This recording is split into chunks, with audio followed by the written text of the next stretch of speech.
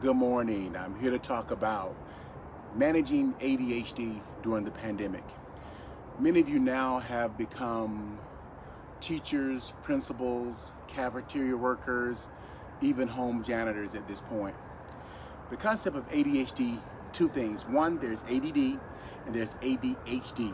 There is a difference. Attention deficit disorder does not have the hyperactivity component, but there are a lot of kids that have the hyperactivity component. So what's happening is a lot of you are becoming very frustrated because your kids are very active.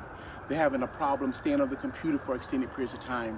They need to get up, they need to move around. That is okay, that is normal. But when it moves to the extreme, you gotta start looking at your differential diagnosis.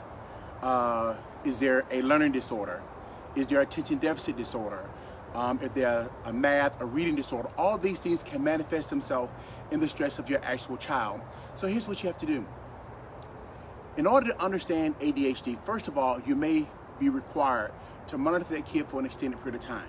The next thing, look at the report cards. Do they have an IEP? Do they have a 504? These things become very important because a lot of parents have not taken the opportunity to really look to see exactly what is going on with their child. So this is a time that now the teachers aren't there, it's just you and your child. So what you may have to do is look at that report card. Did they have difficulty staying in their seat? Do they have difficulty focusing? That stuff is real and it's true. So what do? First thing is get an actual diagnosis from the actual medical physician.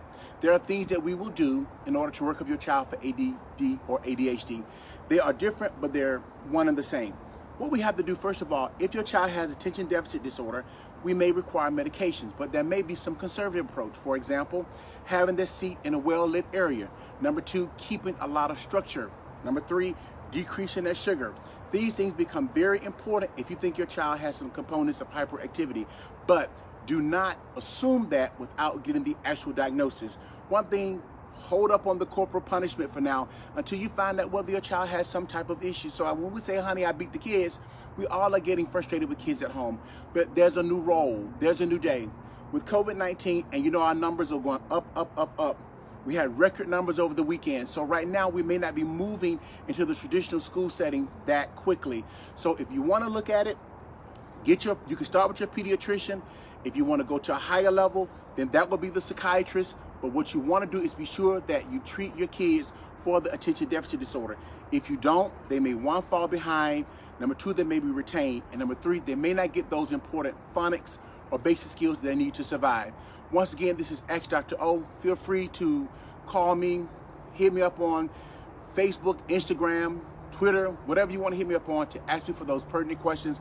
But once again, you have a good day. And this is another in our series. And the next video will be the adults with ADD. Stay tuned.